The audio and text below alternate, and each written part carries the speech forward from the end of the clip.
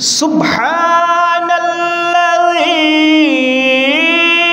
আসরা বিআবদিহি লাইলাম মিনাল মসজিদিল হারাম ইলাল মসজিদিল আকসা। সুবহানাল্লাহ, সুবহানাল্লাযী, ওই মহাপবিত্রতম সত্তা, ওই মহান রব্বুল আলামিন যিনি তার পবিত্র তার প্রিয় হাবিবকে কি করেছেন? আসরা বিআবদিহি, ভ্রমণ করিয়েছেন। লাইলাম মিনাল মসজিদিল হারাম, রাত্রির একটা অংশের মধ্যে, গভীর রজনীতে আল্লাহ রাব্বুল আলামিন তার প্রিয় হাবিব সাল্লাল্লাহু আলাইহি ওয়াসাল্লামকে মেরাজ করিয়েছেন, ভ্রমণ করিয়েছেন, সান্নিধ্যে ডেকে নিয়েছেন। ইলাল মসজিদিল আকসা, মসজিদুল হারাম থেকে মসজিদুল আকসা পর্যন্ত আল্লাহ রাব্বুল আলামিন তার প্রিয় হাবিব মুহাম্মাদুর রাসূলুল্লাহ সাল্লাল্লাহু আলাইহি ওয়াসাল্লামকে ভ্রমণ করিয়েছেন। জোরে কোন সুবহানাল্লাহ। বন্ধুরা আমার, এই যে আল্লাহ রাব্বুল আলামিন তার প্রিয় হাবিবকে কি করেছেন? মেরাজ করিয়েছেন। তো বন্ধুগণ, অনেকেই এখানের মধ্যে যুক্তি তোলে, হায় এখানে তো মসজিদে হারাম থেকে মসজিদে আকসা মানে বাইতুল মুকাদ্দাস ফিলিস্তিনের অতটুকু পর্যন্ত রাসূলকে নিয়ে গেলেন। হ্যাঁ বাবা, আপনাকেই বলছি, আমাদের জ্ঞানের সীমাবদ্ধ থাকতে পারে, কিন্তু আমার নূর নবী সাল্লাল্লাহু আলাইহি ওয়াসাল্লামের হাদিসে এর বিস্তৃতি আছে এবং এর বিস্তারিত আছে। সুবহানাল্লাহ। এজন্যই বলেছি মেরাজের তিনটা পার্ট। একটা পার্ট হলো মসজিদে হারাম থেকে মসজিদে আকসা পর্যন্ত এই যে দীর্ঘ পথটা, এই পথটা, এই যতটুকু পথ আছে ওই পর্যন্ত যাওয়াটাকে আপনার ইসরা বলে বা আসরা বলে। জোরে বলুন সুবহানাল্লাহ। ইসরা। এবং এই মসজিদে হারাম থেকে আপনার আল্লাহ রাব্বুল আলামিন তার প্রিয় হাবিবকে উপরের দিকে উঠিয়ে নিয়ে গেলেন, যেটা আপনার সহিহ আল বুখারীতে গত পরশু আমি এটা তেলাওয়াত করেছিলাম, কিতাবুস সালাত অধ্যায়ের মধ্যে লম্বা একটা হাদিস, অনেক বড় একটা হাদিস। সুবহানাহু ওয়া তাআলা ফি কালামিহিল মাজিদ ওয়া ফি ফুরকানিহিল হামিদ। একটা জবানও বন্ধ থাকবে না। ও সুদিয়ার বাবারা, আমার সাথে পাঠ করুন, আউযু বিল্লাহি মিনাশ শাইতানির রাজিম। বিসমিল্লাহির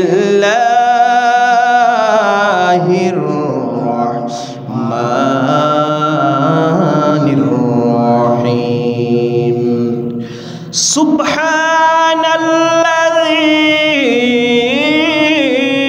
আসরা বিআবদিহি লাইলাম মিনাল মসজিদিল হারামি ইলাল মসজিদিল আকসা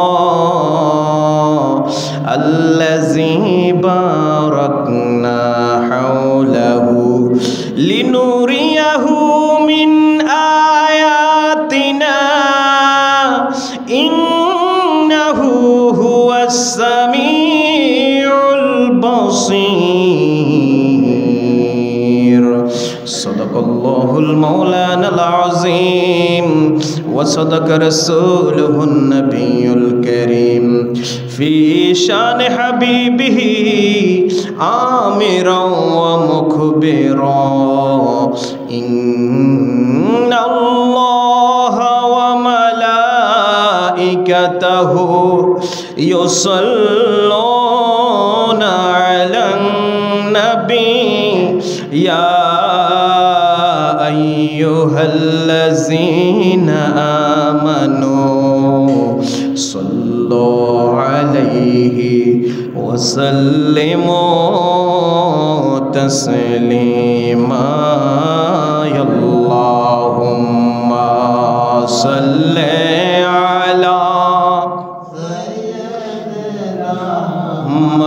مولانا محمد وعلى آله سيدنا مولانا محمد اللهم صل على سيدنا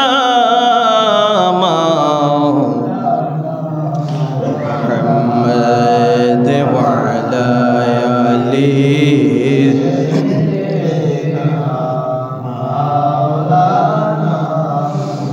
প্রাণ ভরে দেখিব রোজা তোমার, শীতল হবে মন কলিজায় আমার। প্রাণ ভরে দেখিব রোজা তোমার, শীতল হবে মন কলিজায় আমার। তোমার প্রিয় করে ডাকো রোজায়, তোমার প্রিয় করে রাখো রোজায়। ও গো নবী একবার দেখা দাও আমায়। আল্লাহুম্মা সাল্লি সাইয়্যিদিনা মাওলানা মুহাম্মদ ওয়ালা সাইয়্যিদিনা মাওলানা। লা ইলাহা ইল্লাল্লাহ, লা ইলাহা ইল্লাল্লাহ, লা ইলাহা মৌলায়া তুমি হাওয়া বানাইলা, দুনিয়াতে পাঠাইলা। নূর নবীজির ওসিলাতে, নূর নবীজির ওসিলাতে দোয়া কবুল করিলা। লা ইলাহা ইল্লাল্লাহ, লা ইলাহা লা ইলাহা ইল্লাল্লাহ। আমরার মনের বাসনা দেখাইলে কেউ দেখে না, শোনাইলে কেউ শোনে না। হায় গো শোনাইলে কেউ শোনে না, শোনেন শাহে মাদিনা। লা ইলাহা ইল্লাল্লাহ, লা ইলাহা ইল্লাল্লাহ, লা ইলাহা লা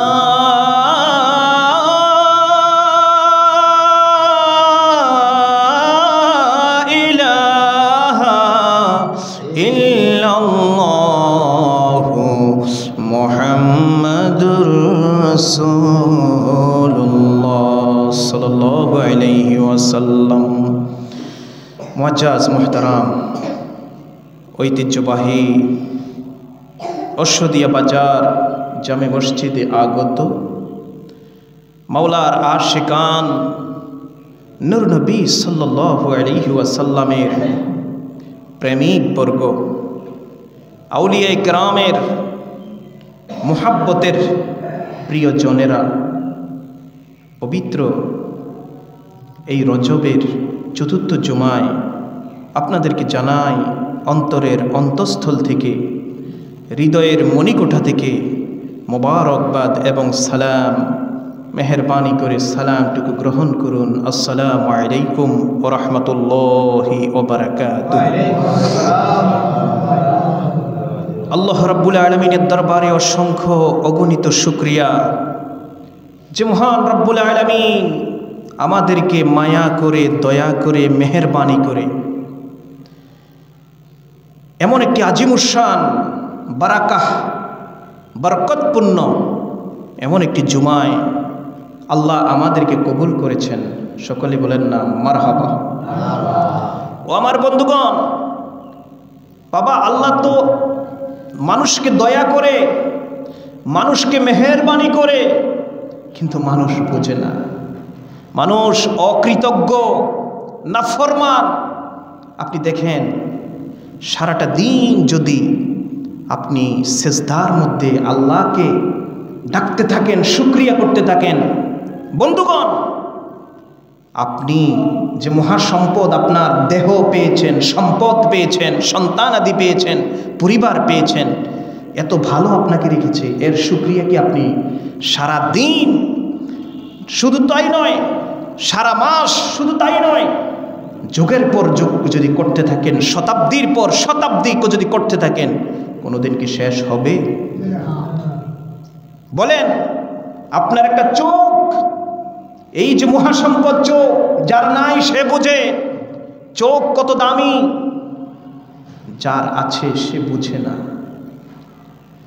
আপনার এই দেহের ভিতরের কথা এবার বলি, ফাংশনের কথা বলি।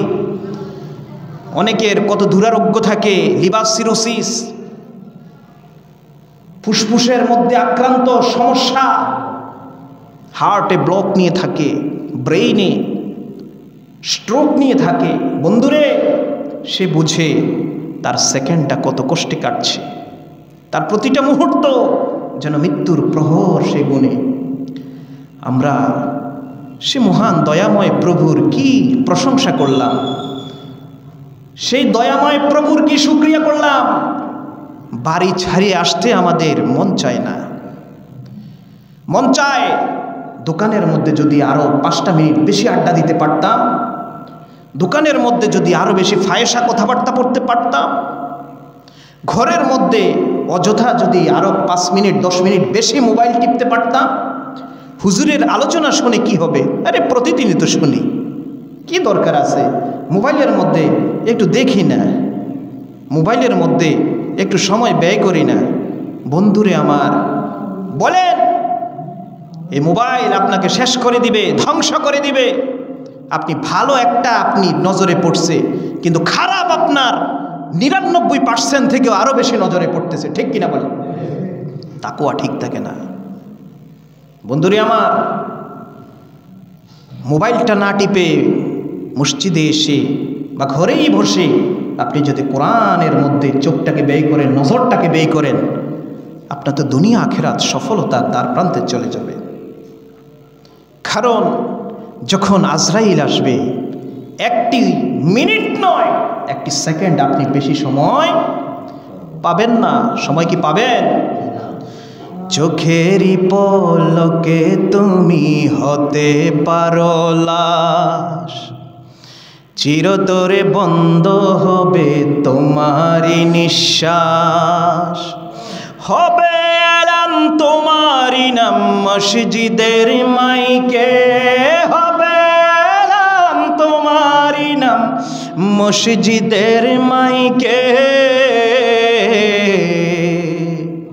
বাড়িওয়ালা নাই রে বাড়ি নাই রে দুনিয়াতে, বাড়িওয়ালা নাই রে বাড়ি নাই রে দুনিয়াতে, বাড়িওয়ালা নাই রে বাড়ি নাই রে দুনিয়াতে, বাড়িওয়ালা নাই রে বাড়ি নাই রে দুনিয়াতে। বুঝতে পেরেছেন? সময় যখন চলে যাবে বুঝতে পারবেন। আজরাইল যেদিন আপনার দাঁড় গোড়ায়, আপনার যখন শিরদাঁড়ে এসে যখন হাত দিবে, বুঝতে পারবেন সেদিন আসলে সময়টা কত দামি ছিল, সেই দামি সময়টা অযথা ব্যয় করেছেন। জোরে কন্যা নাউজুবিল্লাহ, আরো জোরে কন্যা নাউজুবিল্লাহ। বাবারে কত আর সম্পদের পিছু দৌড়াবেন, কত সম্পদ আপনার লাগবে, কত অর্থ বাড়ি গাড়ি আপনার প্রয়োজন, কোটি কোটি টাকা ইনকাম করবেন ঠিক, কিন্তু একটি পয়সা সাথে নিয়ে যেতে পারবেন না, একটি পয়সা সাথে নিয়ে যেতে অসম্ভব। কিন্তু যদিও সাথে নেন, হ্যাঁ, মাটি ভক্ষণ করবে, ওগুলাকে মরিচা পড়বে। যদি স্বর্ণ নেন, ওইটা সেখানের মধ্যেই থাকবে, আপনার এক বিন্দু পরিমাণ কাজে লাগবে না। বলেন না, কাজে লাগবে? ওরে বাড়ি গাড়ি মিল ফ্যাক্টরি টাকার পাহাড়, বিলাসিতায় কেটেছে জনম কত অহংকার। বাড়ি গাড়ি মিল ফ্যাক্টরি টাকার পাহাড়, বিলাসিতায় কেটেছে জনম কত অহংকার। দামি কাপড় ছেড়ে হবে ও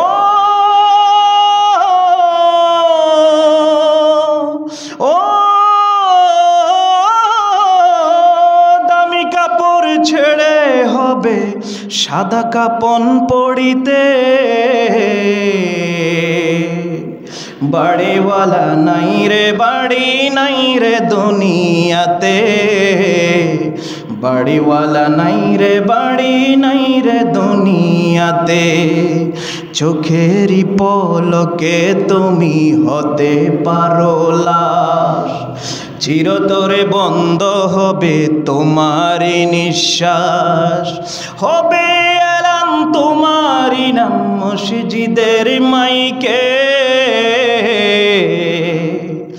বাড়িওয়ালা নাই রে বাড়ি নাই রে দুনিয়াতে। জোরে করুন আল্লাহু আকবার। থাকতে পারবেন না, একটি সেকেন্ড বেশি সময় নিতে পারবেন না। অসম্ভব অসম্ভব অসম্ভব, কোনোদিনও সম্ভব নয়। আজরাইল যখন শুধুই টান দিবে, কেহই একটি সেকেন্ড বেশি থাকার সুযোগ নাই। বন্ধুরে আমার, আল্লাহ রাব্বুল আলামিনের পবিত্র হাবিব সাল্লাল্লাহু আলাইহি ওয়াসাল্লামের শান নিয়ে বলেছিলাম গত সপ্তাহে, যেখান থেকে শেষ করেছিলাম পবিত্র মেরাজ শরীফকে কেন্দ্র করে। যেহেতু আমাদের এই আলোচনা আর মাত্র সামনের একটি জুমা মাত্র, অথচ মেরাজুন নবী সাল্লাল্লাহু আলাইহি ওয়াসাল্লাম এটা উম্মতের জন্য বড় পরম পাওয়া। সরিকন সুবহানাল্লাহ। এই মেরাজ শরীফের 3টা পার্ট আছে। কয়টা পার্ট আছে বাবা? 3টা পার্ট আছে। একটা পার্ট যেটা আল্লাহ রাব্বুল আলামিন কোরআনুল কারীমে মধ্যে সূরাতুল বনী ইসরাঈল 15তম পারার প্রথম আয়াতের মাঝে আল্লাহ রাব্বুল আলামিন যেটা বলেছিলেন, সুবহানাল্লাযী আসরা বিআবদিহি লাইলাম মিনাল মসজিদিল হারাম ইলাল মসজিদিল আকসা। সুবহানাল্লাহ। সুবহানাল্লাযী, ওই মহাপবিত্রতম সত্তা, ওই মহান রব্বুল আলামিন যিনি তার পবিত্র তার প্রিয় হাবিবকে কি করেছেন? আসরা বিআবদিহি, ভ্রমণ করিয়েছেন। লাইলাম মিনাল মসজিদিল হারাম, রাত্রির একটা অংশের মধ্যে গভীর রজনীতে আল্লাহ রাব্বুল আলামিন তার প্রিয় হাবিব সাল্লাল্লাহু আলাইহি ওয়াসাল্লামকে মেরাজ করিয়েছেন, ভ্রমণ করিয়েছেন, সান্নিধ্যে ডেকে নিয়েছেন। ইলাল মসজিদিল আকসা, মসজিদুল হারাম থেকে মসজিদুল আকসা পর্যন্ত আল্লাহ রাব্বুল আলামিন তার প্রিয় হাবিব মুহাম্মাদুর রাসূলুল্লাহ সাল্লাল্লাহু আলাইহি ওয়াসাল্লামকে ভ্রমণ করিয়েছেন। জোরে কোন সুবহানাল্লাহ। বন্ধুরে আমার, এই যে আল্লাহ রাব্বুল আলামিন তার প্রিয় হাবিবকে কি করেছেন? মেরাজ করিয়েছেন। তো বন্ধুগণ, অনেকেই এখানের মধ্যে যুক্তি তোলে, হায় এখানে তো মসজিদে হারাম থেকে মসজিদে আকসা মানে বাইতুল মুকাদ্দাস ফিলিস্তিনের অতটুকু পর্যন্ত রাসূলকে নিয়ে গেলেন। হ্যাঁ বাবা, আপনাকেই বলছি, আমাদের জ্ঞানের সীমাবদ্ধ থাকতে পারে, কিন্তু আমার নূর নবী সাল্লাল্লাহু আলাইহি ওয়াসাল্লামের হাদিসে এর বিস্তৃতি আছে এবং এর বিস্তারিত আছে। সুবহানাল্লাহ। এজন্যই বলেছি মেরাজের 3টা পার্ট। একটা পার্ট হলো মসজিদে হারাম থেকে মসজিদে আকসা পর্যন্ত এই যে দীর্ঘ পথটা, এই পথটা, এই যতটুকু পথ আছে ওই পর্যন্ত যাওয়াটাকে আপনার ইসরা বলে বা আসরা বলে। সুবহানাল্লাহ। ইসরা।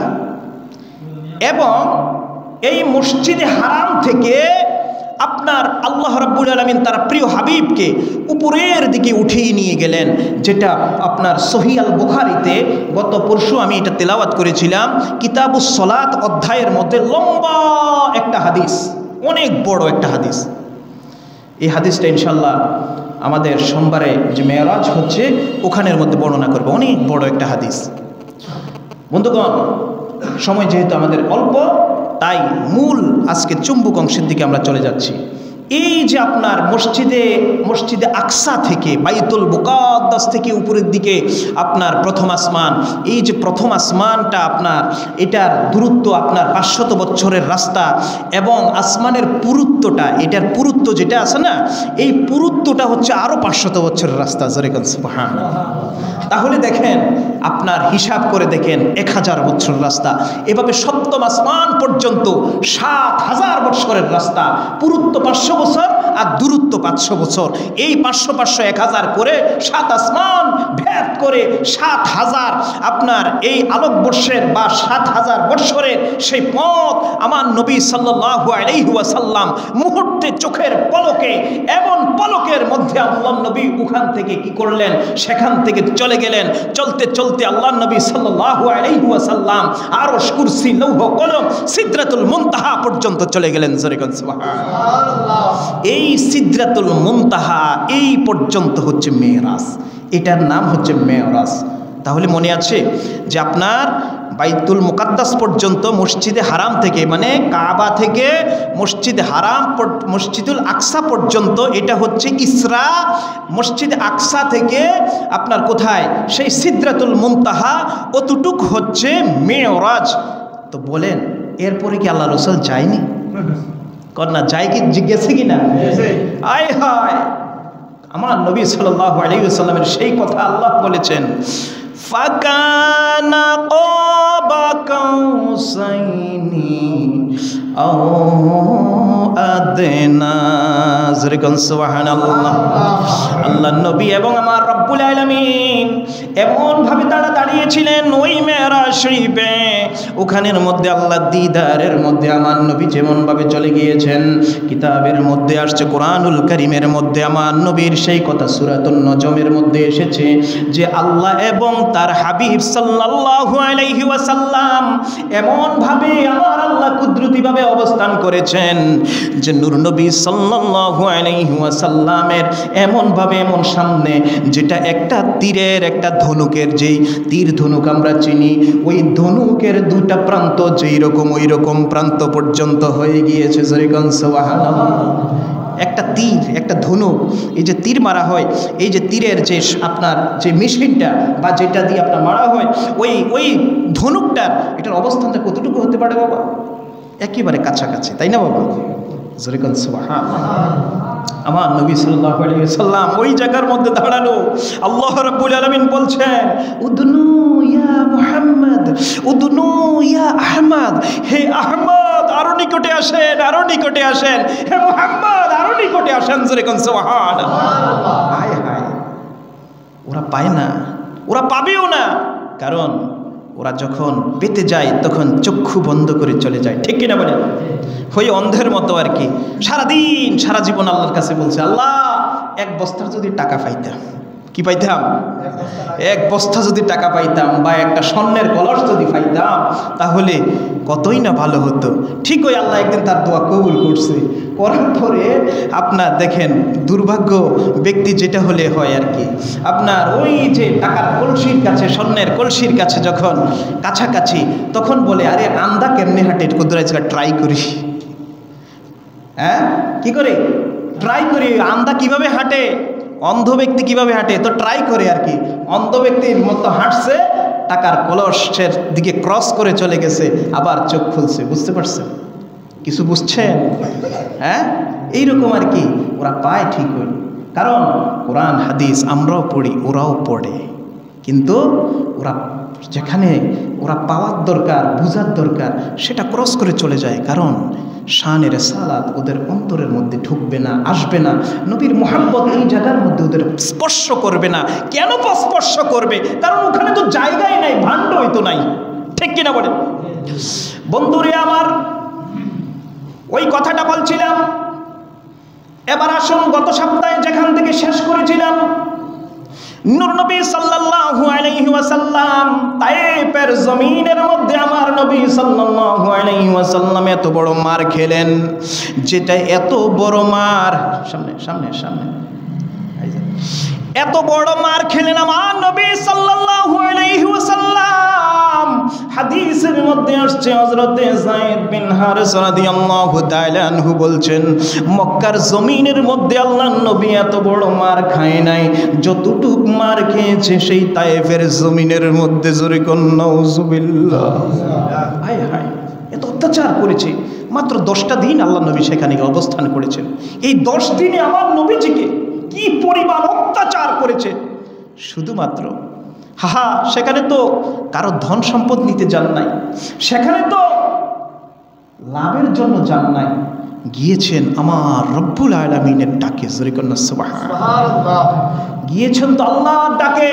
আমার আল্লাহ ঘোষণা দিয়েছেন, হাবিব যান ওখানে। আমার নবী আল্লাহর কথা মতো গিয়েছেন। সেখানে গিয়ে এত মার খেয়েছেন, 10টা দিন আল্লাহর নবীর সেই শরীরের উপর দিয়ে তীব্র সেই অত্যাচার হয়ে গিয়েছিল। চিৎকার দিয়ে বলুন না নাউজুবিল্লাহ। নূর নবী সাল্লাল্লাহু আলাইহি ওয়াসাল্লাম সেই তায়েফের থেকে চলে আসলেন মক্কার কাছাকাছি। শরীরটা আর যাচ্ছে না, ব্লিডিং হতে হতে আমার নবীর শরীর এমনভাবে দুর্বল হয়ে গিয়েছে। আল্লাহর নবী সাল্লাল্লাহু আলাইহি ওয়াসাল্লাম একটা আঙ্গুর বাগানের কাছে গিয়ে থামলেন, যেটা মক্কার 2 জন নেতার এই আঙ্গুর বাগানটা ছিল। একজনের নাম ছিল উতবা, একজনের নাম ছিল উতাইবা। ওই 2 ব্যক্তির আঙ্গুরের বাগানের কাছে গিয়ে আল্লাহর নবী থামলেন। আমার নবী সাল্লাল্লাহু আলাইহি ওয়াসাল্লাম আঙ্গুর বাগানের মধ্যে গিয়ে প্রবেশ করলেন একটু ছায়া পাওয়ার জন্য। যায়েদকে নিয়ে সেখানের মধ্যে অবস্থান করছেন। আর নূর নবী সাল্লাল্লাহু আলাইহি ওয়াসাল্লামের সামনে একটু পরে একটা গ্লাস শরবত আসলো, আঙ্গুরের শরবত। আমার নবী সাল্লাল্লাহু আলাইহি ওয়াসাল্লাম আঙ্গুরের শরবত পান করলেন। জোরে কোন সুবহানাল্লাহ।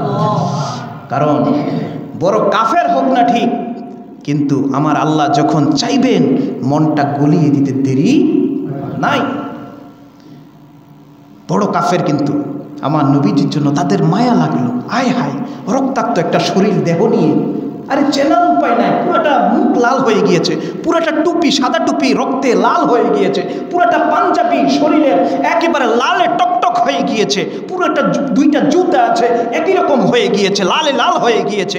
এবং যায়েদ বিন হারিসার ওনারও একই রকম হয়ে গিয়েছে। শুধুমাত্র জখম আর জখম, ইনজুরি আর ইনজুরি। আমার নবী সাল্লাল্লাহু আলাইহি ওয়াসাল্লাম কথা সংক্ষেপ সেখান থেকে চলে আসলেন মক্কার মধ্যে, আবার চলে আসলেন মক্কার মধ্যে আসলেন। আর আমার নবী সাল্লাল্লাহু আলাইহি ওয়াসাল্লাম বড় দুঃখে নিয়ে সেখানের মধ্যে অবস্থান করছেন। কারণ দুঃখটা এটাই, আমার নবীজির সেই ছায়াময়, মায়াময় যারা ছায়া দিতেন, ওনার সেই চাচা আবু তালেবের ইন্তেকাল। আল্লাহু আকবার। আমার নবীজির সেই সহধর্মিনী হযরতে মা খাদিজাতুল কুবরা রাদিয়াল্লাহু তাআলা আনহা, ওনার ইন্তেকাল। এবং মা খাদিজাতুল কুবরার ইন্তেকাল এটাই সেখানে শেষ নয়, তায়েফের অত্যাচার সব মিলিয়ে আমার নবীজির অন্তরের মধ্যে ভালো নাই, শান্তি নাই। শুধুমাত্র আল্লাহকে ডাকছেন। আপনজন হারানোর বেদনা যে কত বেশি, আমার নবী সাল্লাল্লাহু আলাইহি ওয়াসাল্লাম আল্লাহকে ডাকছেন আর ডাকছেন। জোরে কোন সুবহানাল্লাহ। এমন সময় আমার নবী সাল্লাল্লাহু আলাইহি ওয়াসাল্লাম উম্মে হানির ঘরের মধ্যে, উম্মে হানিটাকে আমি বলি, উম্মে হানি হচ্ছে ওনার চাচাতো বোন আবু তালেবের কন্যা। ওই উম্মে হানি, যেটা আল্লাহ নবীজির জন্য একটা সেফ রুম হিসাবে আমার নবীজির জন্য উনি এটাকে নির্বাচন করেছেন, আমার নবীকে এটা উপহার দিয়েছেন। আর আল্লাহ নবী উম্মে হানির ঘরের মধ্যে, আর এমন সময় আল্লাহ নবী সেখানের মধ্যে শয়নের মধ্যে, এমন সময় আল্লাহর থেকে পয়গাম চলে আসলো। জরিকান সুবহানাল্লাহ, আর জরিকান সুবহানাল্লাহ। ওরে আল্লাহর থেকে পয়গাম পাইয়া জিবরিল আসেন মক্কায় লইয়া, উম্মে হানির ঘরে পাইলেন নবী কামলে ওয়ালা, উম্মে হানির ঘরে পাইলেন নবী কামলে ওয়ালা। ইয়া রাসূলুল্লাহ ইয়া হাবিবাল্লাহ, ইয়া রাসূলুল্লাহ ইয়া ভাই বন্ধুগণ, আমার নবীজি সাল্লাল্লাহু আলাইহি ওয়াসাল্লাম শোকাতুর। জিবরাইল আমিন আসলেন, এসে বলতেছেন, ইয়া রাসূলুল্লাহ ইয়া হাবিবাল্লাহ, নবী গো, আজকে আপনি দুলহান ভেসে আপনাকে যেতে হবে। আল্লাহর থেকে পয়গাম চলে এসেছে। আল্লাহ জানেন, আল্লাহ ইচ্ছে করেই ওনাদেরকে তুলে নিয়েছেন। ও নবী, এই দুনিয়ার মাঝে আপনি হচ্ছেন মডেল, আপনি হচ্ছেন শ্রেষ্ঠ ব্যক্তি। ইয়া রাসূলুল্লাহ ইয়া হাবিবাল্লাহ, আপনার উম্মতের জন্য এই আপনার অনুসরণটা আমি রেখে দিচ্ছি।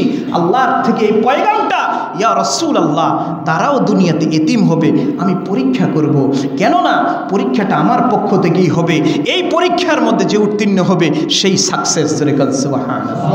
ওয়ালা নাবলুওয়ান্নাকুম বিশাইইন মিনাল খাউফি ওয়াল জু'i ওয়া নাকসিম মিনাল আমওয়ালি ওয়াল আনফুসি ওয়াল সামারাত ওয়া বাশশিরিস সাবিরিন। সুবহানাল্লাহ। আল্লাহ বলেন, ওয়ালা নাবলুওয়ান্নাকুম, বান্দারে আমি তোমাকে পরীক্ষা করব সামান্য কিছু দ্বারা। ওয়ালা নাবলুওয়ান্নাকুম বিশাইইন, সামান্য সামান্য অতি সামান্য, মিনাল খাউফ, তা হতে পারে ভয়, মিনাল জু খাউফি ওয়াল জু, তোমাকে ক্ষুধা দ্বারা, অভাব দ্বারা। আমাদের তো অনেকের অভাব যখন হয়ে যায়, কত রকমের, কত মানুষের কাছে আমরা হাত পাততে দ্বিধা করি না। নাউজুবিল্লাহ বলবেন না? ওরে বাবা, চাইবেন তো আল্লাহর কাছে, অথবা চেষ্টা করবেন। মান জাদ্দা ওয়াজাদা, যে ব্যক্তি চেষ্টা করে সে ব্যক্তি পায়। আরেকজনের কাছে চেয়ে আপনি কি প্রমাণ করলেন? আপনি তার থেকে এনে সাময়িক ভালো থাকলেন, একটা বেলা আপনি খেতে পারলেন, কিন্তু স্ট্রাগল করেন, সংগ্রাম করেন, জীবন সংগ্রাম করেন, আপনি একটা কাজ ধরেন না, বরকত দেওয়ার মালিককে বাবা বলেন না, বরকত দেওয়ার মালিককে। আমার আল্লাহকে চাইলে আপনার শূন্যটাকে, আপনার জিরোটাকে কি হিরো করে দিতে পারে না?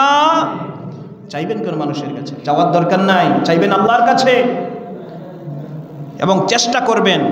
চেষ্টার মধ্যে সফলতা নিহিত। সুবহানাল্লাহ। ভাই বন্ধুগণ, আমার নবী সাল্লাল্লাহু আলাইহি ওয়াসাল্লাম, আমার নবী সাল্লাল্লাহু আলাইহি ওয়াসাল্লাম এবার কি করলেন? প্রস্তুত হয়ে গেলেন। জিবরাইল আমিন ডাক দিলেন, ইয়া রাসূলুল্লাহ ইয়া হাবিবাল্লাহ, নবীকেও চলে যেতে হবে সেই বাইতুল মুকাদ্দাসে। আমার নবীকে নিয়ে সেখানের মধ্যে চলে গেলেন। আল্লাহর নবী সাল্লাল্লাহু আলাইহি ওয়াসাল্লাম সেই বাইতুল মুকাদ্দাসের মধ্যে, সেখানের মধ্যে আমার নবীজির কতগুলা আল্লাহর পক্ষ থেকে সম্মানের সেই আসন, আমার নবীকে সেখানে প্র্যাকটিক্যালভাবে এবং আমার নবীকে সেগুলো আল্লাহ উপহার দিবেন। এটাই হচ্ছে আল্লাহর সিদ্ধান্ত। জোরে কোন সুবহানাল্লাহ। কি রকম সেই লকবগুলা? কবি কত সুন্দরভাবে বলছেন, ইসালাতে কুল, ইমামাতে কুল, সিয়াদাতে কুল, ইমারতে কুল, ইসালাতে কুল, ইমামাতে কুল, সিয়াদাতে কুল, বেলায়াতে কুল, হুকুমতে কুল, বেলায়াতে কুল, হুকুমতে কুল, खुदा के यहाँ तुम्हारे लिए, खुदा के यहाँ तुम्हारे लिए। সুবহানাল্লাহ। ওরে বাবা, আমার নবীকে আল্লাহ দিয়েছেন ইসালাতে কুল, ইমামতে কুল, ইমামতের যেই সম্মান আমার নবী সাল্লাল্লাহু আলাইহি সাল্লাম, সেজন্য ইমাম আল মুরসালিন। সুবহানাল্লাহ। নবীদের ইমাম, নবীদের, আপনার মতো আমার মতো না, নবীদের। আমরা তো কিছুই না, আমরা তো নূর নবী সাল্লাল্লাহু আলাইহি ওয়াসাল্লাম যে ঘোড়া দিয়ে চলতেন, ওই ঘোড়া যে খুরের নিচে যে মাটি, ওটাও না। সেই নবীদের ইমাম হয়েছেন আমার নবী। সাধারণ কোন মানুষের ইমাম না বাবা। কত সম্মানের বিষয়। ইমামাতিকুল, সিয়াদাতিকুল, ইমারাতিকুল, যত রাজত্ব আছে সব কিছুর বাদশা হলেন আমার রাসূল। সুবহানাল্লাহ। হুকুমাতিকুল, বেলায়াতিকুল, আমার নবীজিকে আল্লাহ রাব্বুল আলামিন শান দিয়েছেন। সমস্ত বেলায়াত আমার নবীজিকে আল্লাহ অর্পণ করেছেন। সুবহানাল্লাহ। সেজন্য আমার নবী চাইলে মদিনা শরীফ থেকে আমাদেরকে দেখতে পারেন, কারণ আল্লাহ সেই ক্ষমতা নবীকে দিয়ে দিয়েছেন। চিৎকার জীবন সুবহানাল্লাহ। আমার নবী মরে নাই রে বাবা। মদিনা শরীফের মধ্যে আমার নবী অক্ষত আছেন, আমার নবী সাল্লাল্লাহু আলাইহি ওয়াসাল্লাম সেখানে আছেন। ও আমার বাবা, এইসব বন্ড মূর্খগুলো বলে মানুষ মরে যায়। আরে বাবা, মরে কি রে বাবা? মানুষকে, একটা সাধারণ মানুষের ক্ষেত্রে ইন্তেকাল কি বাবা? ইন্তেকাল হচ্ছে টু মাইগ্রেশন। আপনি এই মসজিদের এখানে দুইটা পার্ট আছে, একটা হচ্ছে মূল অংশ আর একটা বারান্দা। আপনি মসজিদের ভিতরে আছেন, বারান্দায় চলে গেলেন, অথবা বারান্দায় আছেন, ভিতরে আসলেন, এটাই তো ইন্তেকাল। একটা সাধারণ মানুষ তো মরে না রে বাবা। আর নবী সাল্লাল্লাহু আলাইহি ওয়াসাল্লাম মরে গেছেন, কেমন কথা রে বাবা? লজ্জাজনক কথা। এদের লজ্জা হওয়া উচিত। এরা কত বড় জ্ঞান পাবে, মানুষকে জ্ঞানের মধ্যে বিভ্রান্ত ঘটায়, বিভ্রাট ঘটায়। আল্লাহ পাক হেফাজত করুন। সকলে বলুন আমিন।